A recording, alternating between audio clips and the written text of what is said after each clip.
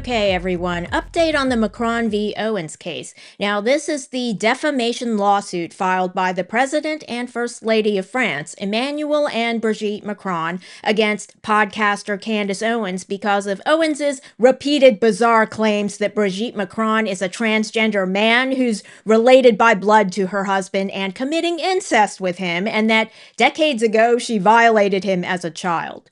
Now, the Macrons had no choice but to sue her. No choice.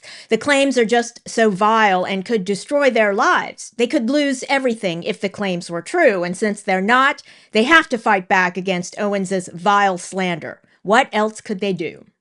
Owens has been very strong-willed. Now, she filed a motion to dismiss the Macrons' lawsuit.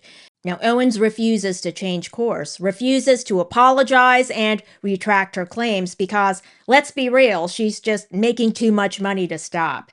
And it seems she's setting near-term goals. Now, if she were about 10 years older, she might change course because by that time in your life you understand it's rational to change course when you're wrong. She's not there yet. So she's putting on a front. She believes that standing firm is proof of strength or a sign of strength. It's not. As the 10 convicted cyber bullies in France found out, they stood on their claims as well. They said they would never surrender because allegedly the truth was with them. But in the courtroom, they buckled, didn't they? They crumbled. They pleaded for mercy and said they were just engaging in satire. So they finally admitted they didn't believe their own false statements about Brigitte Macron, and they begged the court not to convict them of cyberbullying. But they were. Now let's go to the case docket. Oh, what do we have here? A hearing on the motion to dismiss filed by Candace Owens. It's now set for June 22nd. Now, the last time I checked this docket, the hearing was set for April 22nd. What happened? Why the 2-month delay? Now, let's look at the docket entries. Motion to dismiss, answering brief. Okay.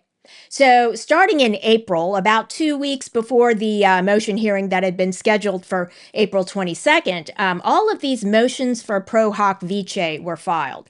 Now, that's pro hoc vice admission to the court. Now, those are motions seeking admission of the Macron lawyers for practice before this court in Delaware for the purpose of representing the Macrons in this lawsuit, and especially in that motion hearing, because the Macron lawyers don't typically practice in this court. They were seeking special permission to appear in the court in Delaware at that hearing. But the final docket entry, let's go to that. Okay.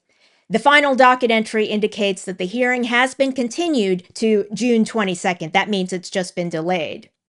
And what else do we have here?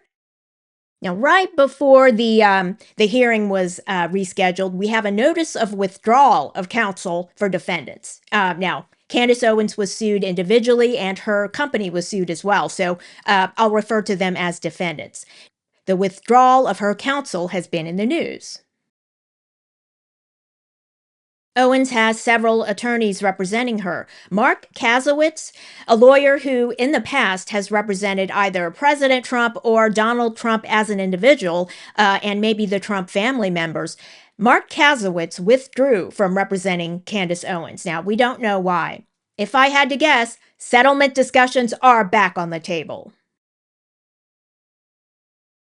Now, as part of that settlement, Owens would have to publicly admit that her outrageous false statements about the Macrons are indeed false. She has to admit that or lose everything. Now, some of her followers probably already realize she's bullying Brigitte Macron and that the claims are false. Owens won't lose those followers, but the ones who believe Owens when she says Brigitte Macron is a trans man who assumed a false identity, that she's committing incest with the president of France, and that she violated him as a child. Now, the people who believe Owens when she says those things, they might abandon her when she admits she made it all up. So it seems probable that Owens, who set out to make shocking accusations that would cause the Macrons to lose everything, herself will end up losing everything. Are we surprised at that? She'll have to reinvent herself, which is so ironic because she falsely accused Brigitte Macron of inventing a false identity for herself, that she's really a man named Jean-Michel Trogneux. Now, he's Brigitte Macron's brother, by the way. Now, I wouldn't be surprised if by the time the legal process has played out, Candace Owens will be forced to invent a different identity for herself. Now, preferably one that isn't predicated on tearing someone else down through repellent slander. Thanks for watching, and if you enjoyed this video, leave a like and don't forget to subscribe.